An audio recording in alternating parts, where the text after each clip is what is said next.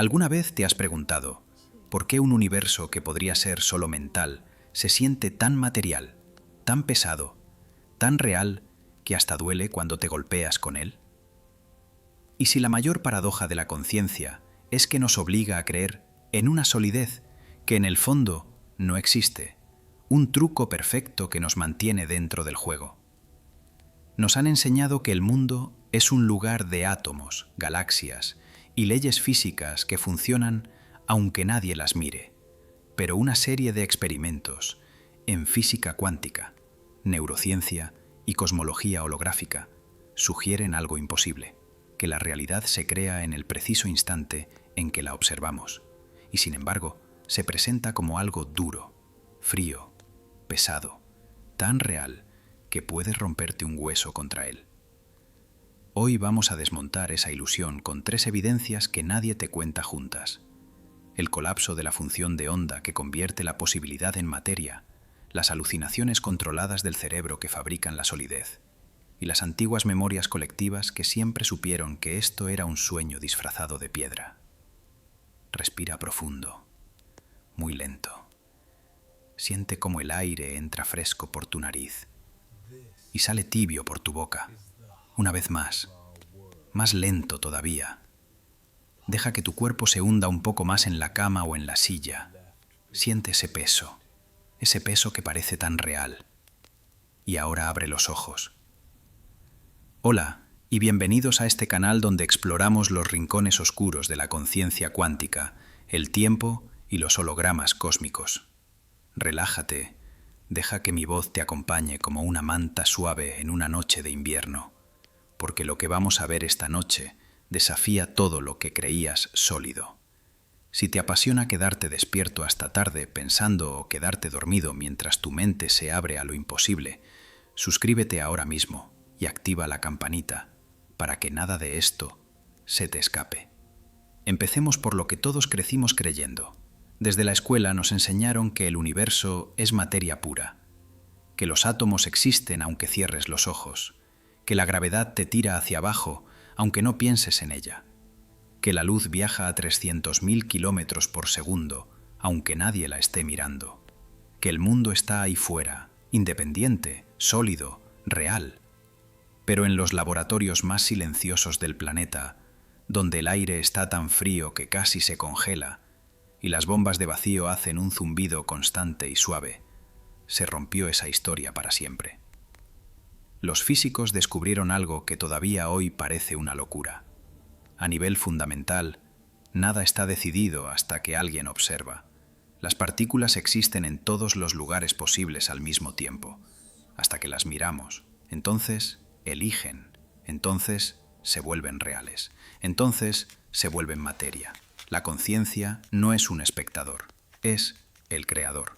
Esa es la grieta, esa es la tesis de este viaje. El universo es mental, pero se disfraza de material, porque si no lo hiciera, no podríamos vivir en él. Vamos a empezar por la primera evidencia, la más física, la que casi puedes tocar con las manos, aunque sea la más extraña.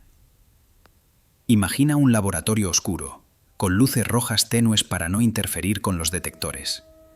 El aire está a menos 268 grados Celsius, casi el cero absoluto. Hay un cañón que dispara electrones, uno por uno, con una cadencia tan lenta que podrías contarlos con los dedos. Cada electrón viaja hacia una placa metálica, con 2 rendijas diminutas, separadas por apenas unos micrómetros. Al otro lado, una pantalla de fósforo recoge dónde impacta cada uno. Si no pones ningún detector, algo increíble ocurre. Los electrones forman un patrón de franjas claras y oscuras que se extienden a lo largo de toda la pantalla, como si cada electrón hubiera pasado por las 2 rendijas al mismo tiempo y hubiera interferido consigo mismo, como una onda en un estanque.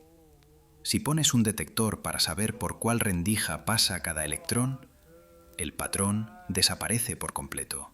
De repente aparecen 2 bandas limpias, como si cada electrón hubiera elegido una sola rendija y se comportara como una partícula sólida. No es que el detector moleste físicamente al electrón, Se ha hecho con detectores que ni siquiera tocan la trayectoria, detectores que solo registran la información y la borran después. Basta con que la información esté disponible para un observador consciente. El electrón sabe que lo miran y decide comportarse como materia sólida. Este experimento se ha repetido miles de veces desde 1927, primero con luz, luego con electrones, luego con átomos de helio, luego con moléculas gigantes de 60 átomos de carbono, los fullerenos, esas esferas perfectas que parecen pelotas de fútbol microscópicas.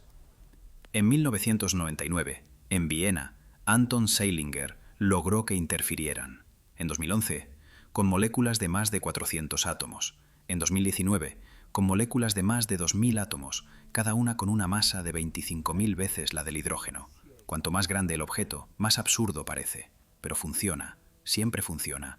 La precisión es brutal. La distancia entre las franjas se calcula con la fórmula de Thomas Young. D por el seno del ángulo θ igual a m por lambda. La longitud de onda del electrón viene dada por la relación de Louis de Broglie. Lambda igual a AH dividido por P, donde H es la constante de Planck, 6,62 por 10 a la menos 34 julios segundo, y P, el momento lineal del electrón.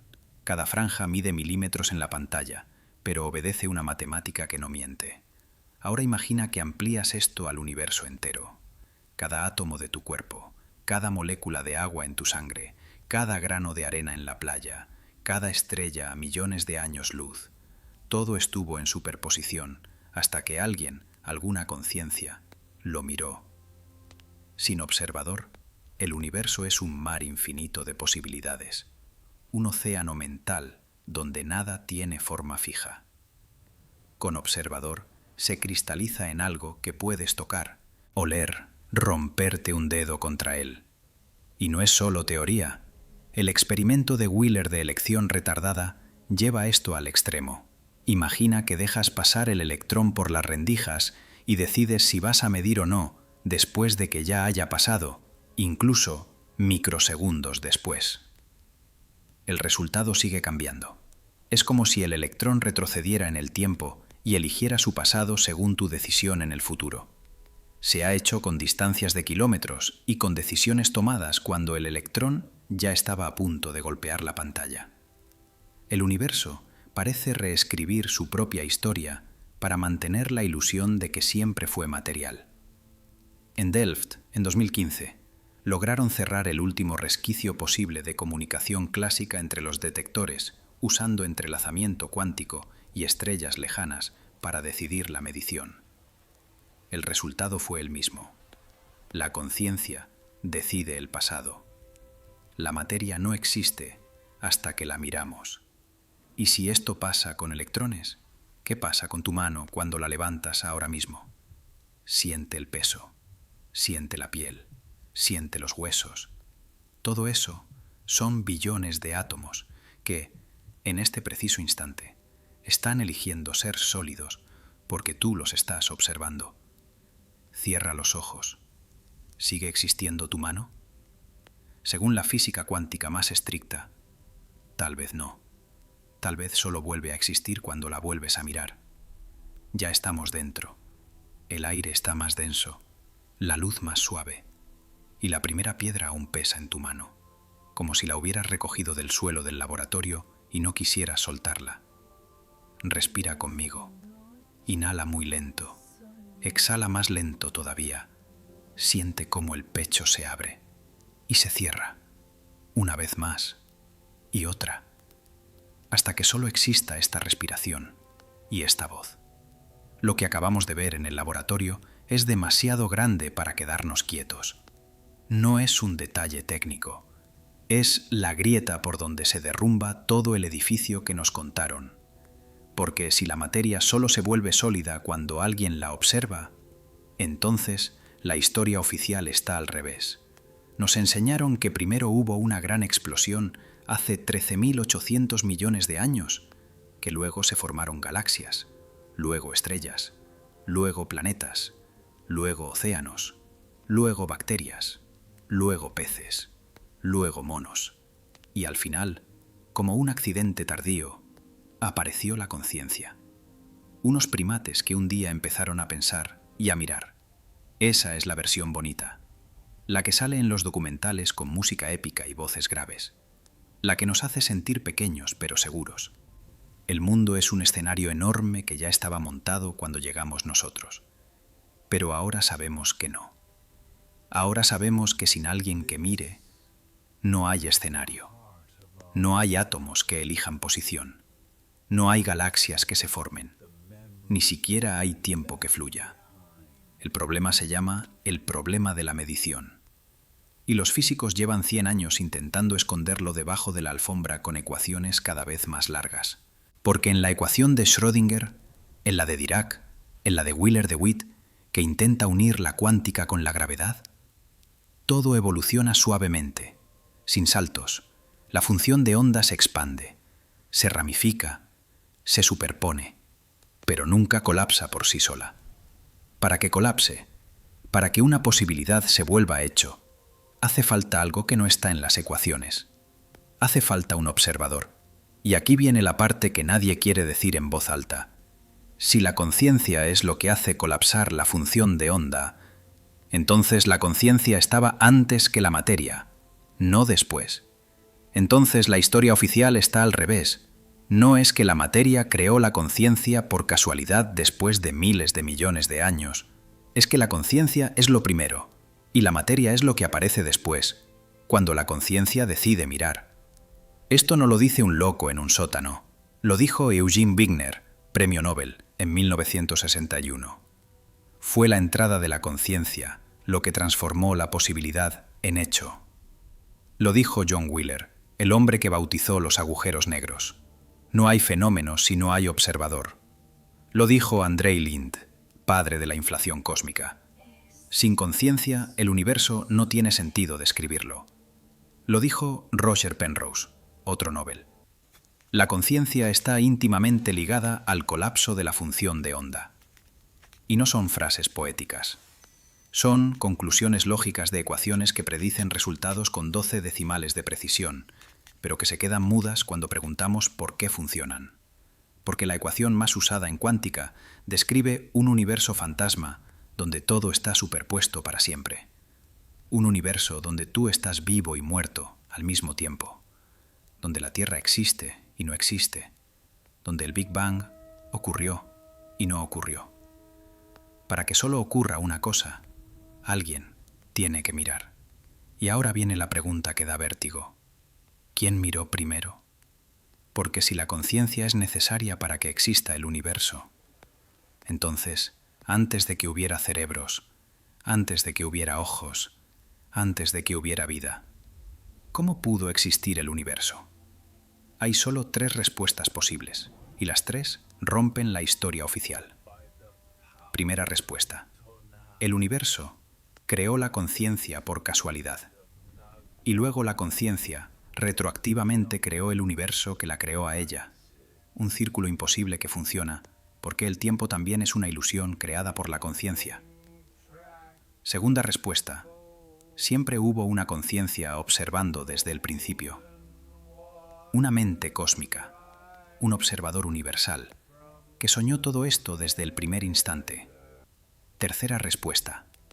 Este universo es una proyección, una simulación, un holograma, y la conciencia que lo observa está fuera del sistema, como alguien viendo una película desde la butaca. Cualquiera de las 3 opciones destruye la versión oficial. Porque en la versión oficial tú eres un accidente tardío en un universo que ya existía. Pero, según la física, tú eres la razón por la que el universo existe. Siente eso un momento. Respira. Tú, ahora mismo, tumbado o sentado, con los ojos pesados, tú eres lo que hace que los átomos de tu habitación dejen de estar en todos lados y elijan estar justo aquí. Tú eres lo que hace que la luz de las estrellas lejanas deje de ser una nube borrosa y se convierta en puntos brillantes en el cielo. Tú eres el centro, no un centro pequeño y egoísta, un centro necesario, y cuando cierras los ojos, todo vuelve a ser posibilidad. todo vuelve a ser mental. Esa es la grieta. Esa es la grieta que ya no se puede tapar. Y ahora que la hemos abierto, que sentimos el aire frío que sale de dentro, vamos a meter los dedos y tirar más fuerte, porque lo que viene a continuación es todavía más profundo y más hermoso.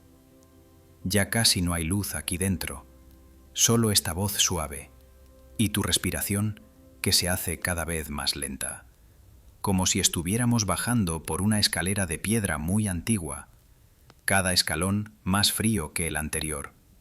Cada paso te lleva más cerca del suelo, donde guardamos lo que no queremos ver. Tenemos la grieta abierta.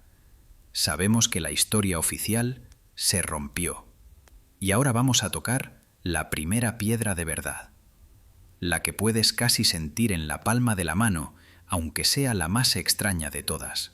Esta es la evidencia que no necesita ecuaciones largas. Solo necesita que mires lo que ya está frente a ti y que te hagas una pregunta muy sencilla. ¿Por qué lo que sientes tan sólido, lo que pesa, lo que hace ruido cuando lo golpeas, lo que te puede romper un hueso si te caes? ¿Por qué todo eso? Depende de que alguien lo esté mirando. Respira, siente tus pies, o la espalda, o la cabeza apoyada. Siente el peso y escucha. La primera piedra se llama el experimento que nadie puede explicar sin mencionar la conciencia. Y la piedra más grande, la que más pesa, la que más duele cuando te cae encima, es el experimento de la doble rendija, pero hecho con objetos cada vez más grandes, hasta llegar a tamaños que ya puedes ver a simple vista. Empieza en 1801 con Thomas Young y su luz, luego en 1927 con Davison y Germer y sus electrones, luego en 1961 con Klaus Johnson en Tubinga, y sigue, hasta que en 1999 Anton Zeilinger en Viena coge moléculas de fullereno, esferas perfectas de 60 átomos de carbono, cada una más grande que un átomo de hidrógeno 1000 veces, y las hace interferir como ondas. Imagina la escena. Estás en el sótano del Instituto de Óptica Cuántica de Viena. El aire huele a ozono y a metal frío. Hay un láser verde que parpadea suavemente. Una cámara de vacío de acero inoxidable brilla bajo la luz roja tenue. Y dentro de esa cámara, moléculas que parecen pelotas de fútbol microscópicas viajan una por una, tan lento que podrías seguirlas con la mirada si fueran caracoles. Y pasan por las rendijas y forman franjas perfectas, como si cada molécula hubiera pasado por las dos rendijas a la vez, como si cada molécula estuviera en todos lados hasta que la pantalla la ve. Y luego ponen un detector y las franjas desaparecen. Ahora respira, siente el aire entrando, saliendo, y piensa que esas moléculas tienen un diámetro de 1 nanómetro, pero ya pesan 10.000 veces más que un electrón, y aún así obedecen a la conciencia. Pero no pararon ahí. En 2011 Marcus Arndt, el mismo equipo, coge moléculas de efta-alocianina, más de 400 átomos cada una, moléculas que ya son más grandes que muchas proteínas pequeñas, y las hace interferir también. En 2019, moléculas de más de 2.000 átomos, 25.000 veces más pesadas que un átomo de hidrógeno, y todavía forman franjas, hasta que alguien decide mirar. Y cada vez que alguien decide mirar, esas moléculas gigantes dejan de ser ondas y se convierten en partículas sólidas, como si supieran que las están observando. Ahora imagina que mañana consigan hacer interferir una mota de polvo que ya puedes ver con una lupa, y luego una bacteria, y luego una célula, y luego una gota de agua, y luego una pelota de tenis, y luego tú. Porque la frontera no es el tamaño, la frontera es la observación. Y aquí viene la parte que te deja sin aire. En 2023, en la Universidad de Viena y en Grenoble, lograron interferir moléculas de más de 10.000 átomos, y la temperatura era de apenas unos microkelvin, pero la coherencia duró milisegundos, lo suficiente para que veamos que el límite es artificial. Y mientras tanto, en laboratorios de todo el mundo, se enfrían cristales enteros de millones de átomos, hasta que se comportan como una sola onda cuántica.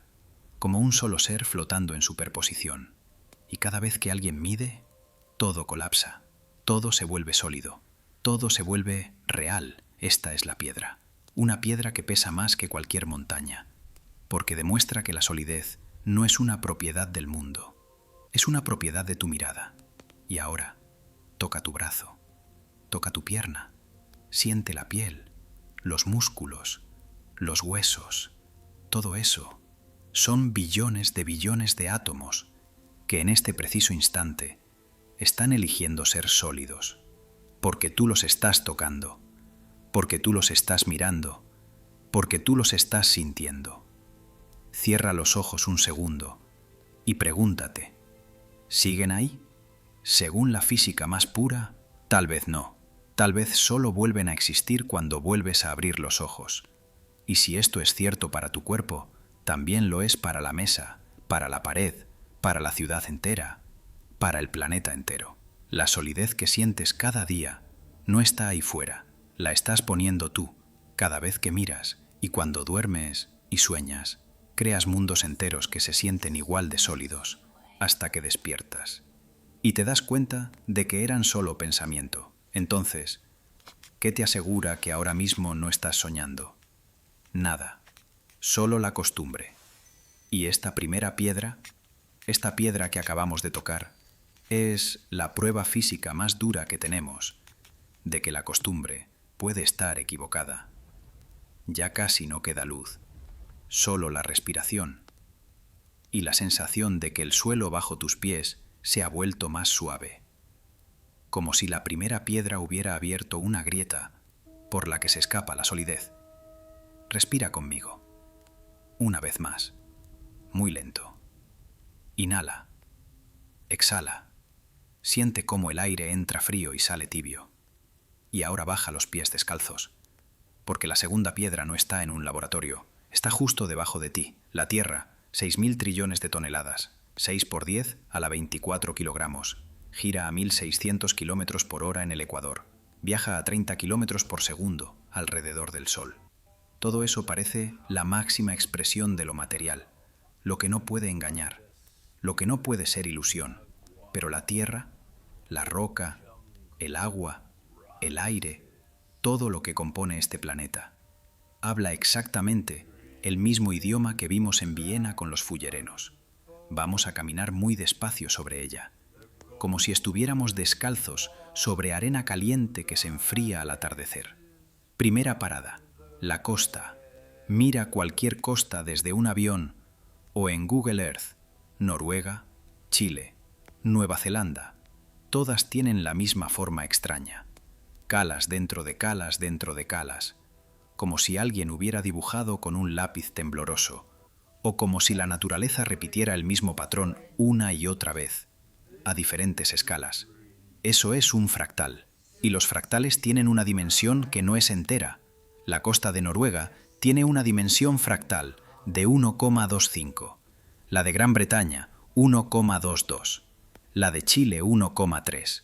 Números que no son 1 ni 2, sino algo entre medio, como si la realidad no pudiera decidirse entre ser línea o ser superficie, y los fractales, los mismos que aparecen en la ecuación de Mandelbrot.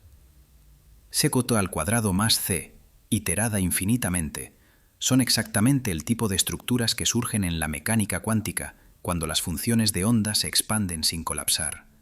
La Tierra dibuja con la misma matemática que usa un electrón cuando nadie lo mira. Segunda parada, las montañas, el Himalaya, los Andes, los Alpes. Si tomas una foto desde el espacio y mides la rugosidad, la forma en que las alturas suben y bajan, obtienes otra dimensión fractal, 2,2, 2,3, como si la corteza terrestre estuviera tratando de llenar el espacio tridimensional, pero no pudiera, porque en el fondo sigue siendo una onda. Tercera parada, el agua que corre por un río, que cae en una cascada, que se filtra por la roca, deja surcos, canales, valles enteros, y la forma de esos surcos sigue las mismas leyes que gobiernan la erosión cuántica en simulaciones, y ahora la marca más clara que la Tierra guarda, como una cicatriz que no puede borrar. La esfinge de Giza, mírala despacio, tiene el cuerpo de león, la cabeza de faraón, y está sentada en la meseta de Giza desde hace miles de años, pero su cuerpo, no sus patas ni su espalda, sus laterales, están cubiertos de surcos verticales profundos, surcos redondeados, como los que deja la lluvia fuerte y prolongada sobre piedra caliza. Los geólogos midieron esos surcos, con láser, con reglas, con microscopios electrónicos, y calcularon que hacen falta entre 7.000 y 9.000 años de lluvias intensas para producirlos. Lluvias como las que había en Egipto, hace entre 10.000 y 12.000 años, cuando el Sáhara era verde, cuando había lagos, ríos, hipopótamos, cocodrilos, elefantes, y la civilización oficial ni siquiera había empezado. La esfinge está mirando al este, y cada equinoccio de primavera, el sol sale exactamente entre sus patas, como si alguien la hubiera colocado ahí, cuando el cielo era otro, cuando la constelación de Leo salía por el horizonte en el equinoccio, hace 12.500 años, y la cabeza es demasiado pequeña para el cuerpo, como si alguien la hubiera tallado de nuevo más tarde, porque la original se había erosionado. Robert Schoch, geólogo de la Universidad de Boston, pasó años midiendo, fotografiando, comparando, y llegó a la conclusión que nadie quería oír. La esfinge es mucho más antigua que las pirámides, y fue tallada cuando Egipto era un lugar húmedo, y debajo de la esfinge, a 30 metros de profundidad, el radar de penetración de suelo detectó una cámara rectangular perfecta, con paredes lisas, que nadie ha abierto todavía, y a pocos kilómetros, las pirámides mismas, con bloques de 2,5 toneladas colocados con precisión de milímetros, y alineadas con el norte verdadero, con un error de menos de 3 minutos de arco, más precisas que muchos edificios modernos, y debajo de la Gran Pirámide, vetas de cuarzo puro, cristales que vibran a exactamente 32.760 hercios cuando reciben presión, la misma frecuencia que la resonancia Schumann de la Tierra, como si alguien hubiera colocado la pirámide exactamente encima de un altavoz natural del planeta. Y cuando la Tierra respira, los cristales vibran y generan campos electromagnéticos medibles, campos que alteran la percepción, que producen estados alterados, que hacen que la gente sienta que el tiempo se detiene. La matemática no miente. La dimensión fractal de la corteza, los isótopos de oxígeno en la piedra de la esfinge, la erosión calculada en milímetros por siglo, los ángulos de alineación con estrellas que ya no están en la misma posición. Todo señala lo mismo. La Tierra no. Es solo una bola de roca sólida flotando en el vacío. Es un registro, un disco duro, una memoria viva que guarda la prueba de que alguien entendió la paradoja antes que nosotros. Y cuando caminas descalzo sobre la arena, o tocas una pared de granito, o te bañas en el mar, estás tocando algo que lleva 12.000 años esperando que alguien vuelva a mirar. Y recuerde, esa es la segunda piedra, la Tierra misma, hablando en el lenguaje de los fractales, de la erosión, de la lluvia antigua y de la conciencia que dejó su huella antes de que la historia oficial naciera. Respira, siente la planta de tus pies o la espalda contra la cama y nota cómo la solidez se ha vuelto un poco más suave, como si la tierra también estuviera empezando a recordar. Ya no hay suelo firme, solo esta voz y tu respiración y un silencio tan grande que casi puedes abrazarlo. Tenemos la primera piedra, el laboratorio que demostró que un electrón, una molécula, un objeto cada vez más grande, deja de ser onda y se vuelve sólido solo cuando alguien lo mira. Tenemos la segunda piedra, la Tierra misma que guarda surcos de lluvia de hace 12.000 años en la piel de la esfinge, fractales en las costas, cristales que cantan bajo las pirámides y estrellas que ya no están donde estaban cuando alguien alineó las piedras. Y ahora, la tercera piedra, la que no pesa, la que no se puede medir con reglas ni con radares, la que vive dentro de ti, dentro de todos nosotros, desde siempre.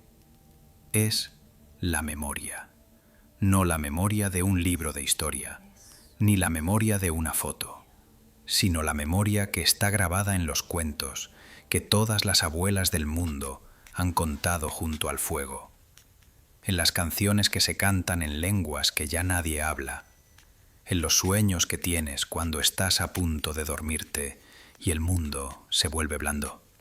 Cierra los ojos conmigo y escucha. En la India, hace más de 3.500 años, los rishis se sentaban bajo árboles de banyan y cantaban los Upanishad. Uno de ellos, el Brihadaranyaka Upanishad, dice: en el principio no había nada. Esto era solo oscuridad envuelta en oscuridad. Entonces él pensó: yo soy. Y el mundo apareció. No con manos, no con herramientas, con un pensamiento.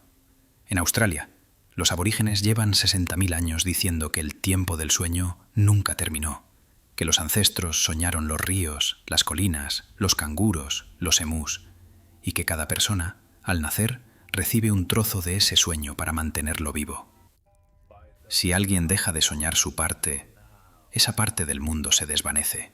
Por eso, los ancianos recorren las rutas sagradas cantando los nombres antiguos de cada roca, cada charco, cada árbol, porque el canto es lo que mantiene el mundo en su sitio. En México, los toltecas y los mayas hablaban del nahual y del tonal. El nahual es la realidad verdadera, sin forma, pura posibilidad. El tonal es la realidad que vemos, la que creamos con nuestra atención. Don Juan le decía a Carlos Castaneda: el mundo es como lo soñamos. El truco de los brujos es soñar con atención. En África Occidental, los Dogon conocen Sirius B desde hace al menos 500 años. Una estrella enana blanca que no se ve a simple vista, que solo se descubrió con telescopio en 1862 y se confirmó en 1970. Los Dogon dibujan su órbita elíptica cada 60 años en la arena, exactamente como la midió la ciencia moderna. Y dicen que se lo contaron unos seres que vinieron del cielo. Seres que sabían que el mundo es un sueño. En Irlanda, los cuentos de hadas hablan de los Tuatha de Danann, seres altos, luminosos, que construyeron círculos de piedra y que un día se fueron al otro lado del velo. Cuando los humanos llegaron, los Tuatha se retiraron a los túmulos, a los Sidhe, y solo salen cuando alguien recuerda cómo soñar. En Polinesia, los navegantes cantan mapas de estrellas que ya no están en la misma posición. Usan rutas que solo funcionan si la Tierra tenía otra inclinación hace miles de años. Y cuando preguntan a los ancianos cómo lo saben, responden: porque nuestros abuelos lo soñaron. En la Amazonia, los Shipibo dibujan patrones en sus telas y en su ayahuasca que son idénticos a los fractales que vemos en simulaciones cuánticas. Los llaman Kené y dicen que son la escritura del bosque, la escritura del sueño que mantiene el mundo unido.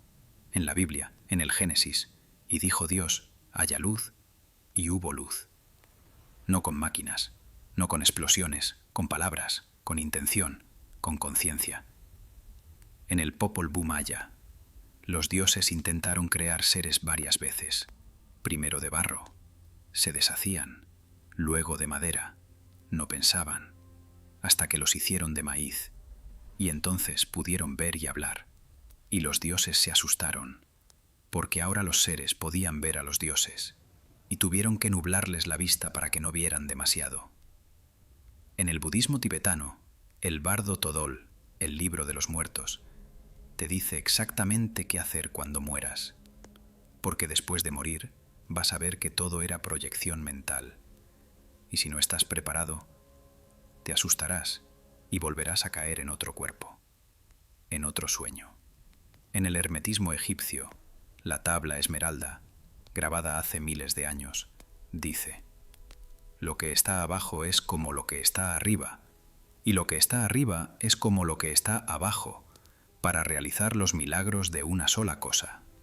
El universo es mental. Y en Platón, en la caverna, los prisioneros ven sombras en la pared y creen que las sombras son reales, hasta que uno sale y ve el sol y entiende que todo era proyección.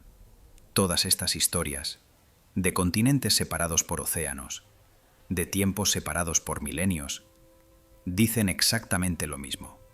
No se copiaron, no pudieron copiarse, pero coinciden con precisión de reloj suizo, porque no son inventos, son recuerdos, recuerdos de cuando la humanidad todavía veía la costura, cuando todavía recordaba que este mundo es un sueño compartido, y que si todos cerramos los ojos al mismo tiempo, el sueño cambia.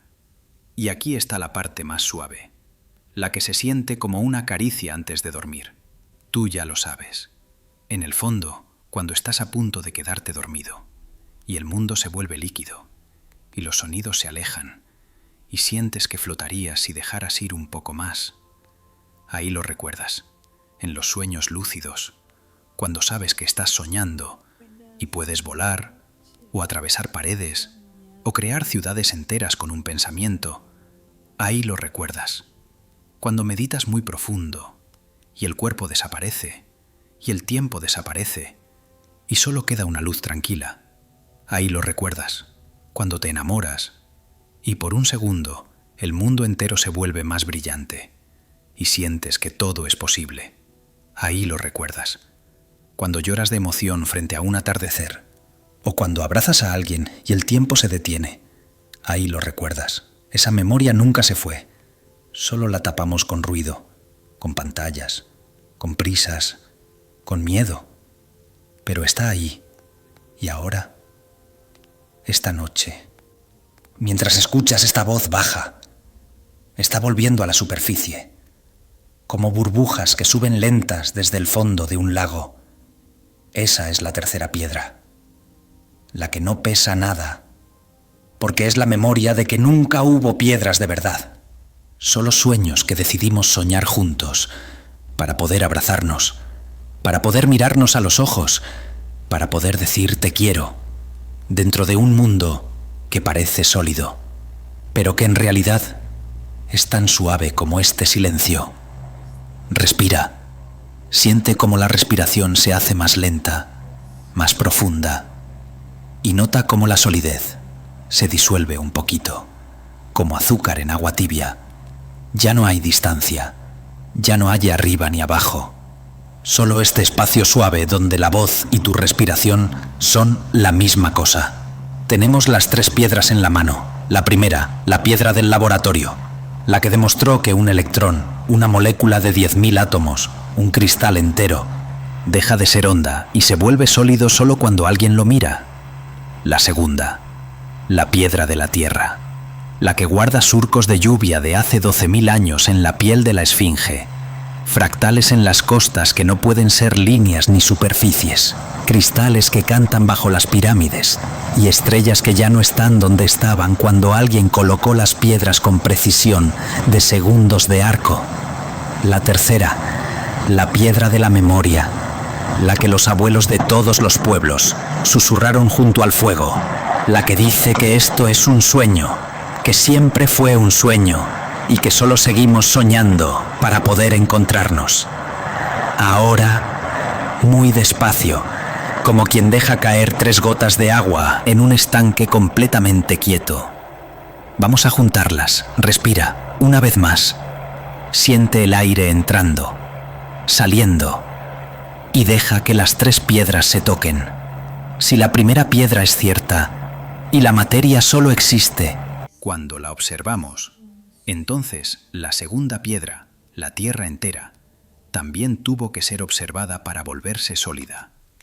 Pero la segunda piedra nos dice que alguien ya estaba observando hace 12.000, 15.000, quizás 100.000 años, porque dejó huellas demasiado perfectas, demasiado antiguas, demasiado imposibles.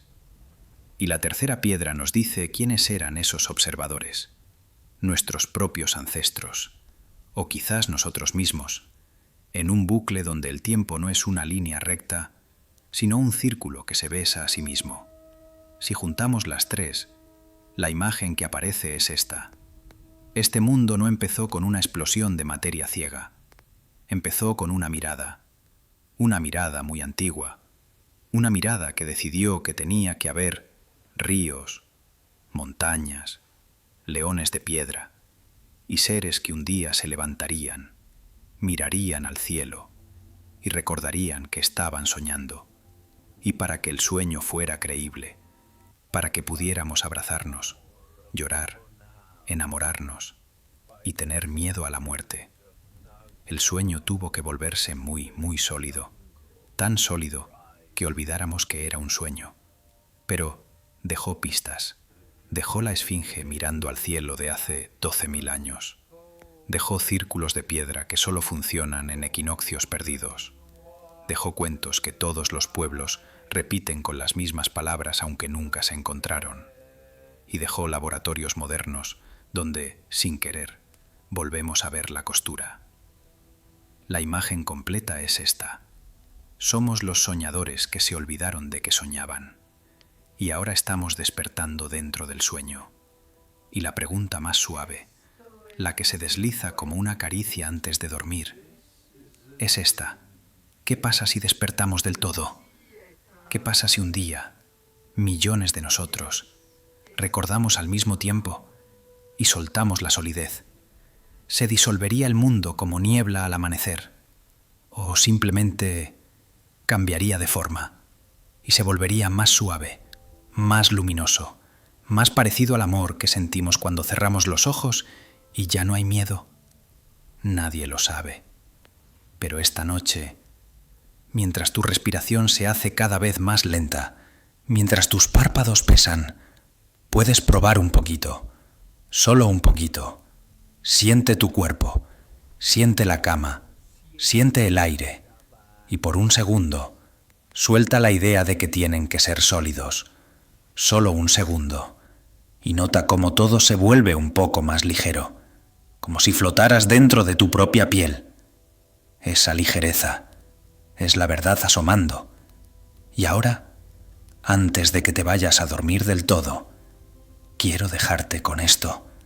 Gracias por caminar conmigo hasta aquí. Gracias por sostener estas 3 piedras en la mano aunque pesaban. Gracias por recordar, aunque fuera solo un instante, que este mundo es más suave de lo que parece.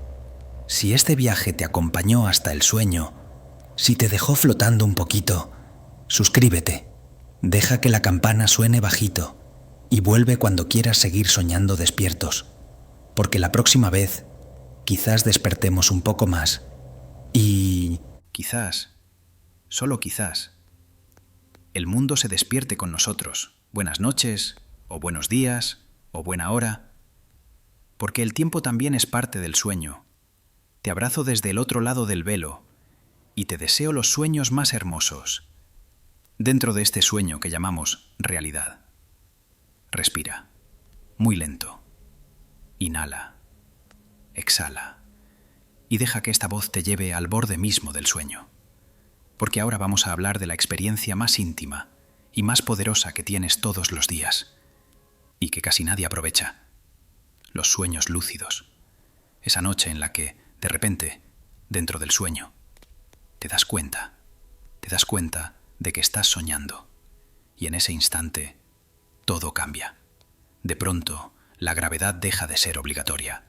Puedes volar, puedes atravesar paredes, puedes crear ciudades enteras con un pensamiento, puedes hablar con personas que ya no están en este mundo, puedes cambiar tu cuerpo, tu edad, tu género, puedes detener el tiempo, o acelerarlo, o hacer que gire hacia atrás, y lo más importante, todo se siente tan real como ahora mismo, a veces incluso más real.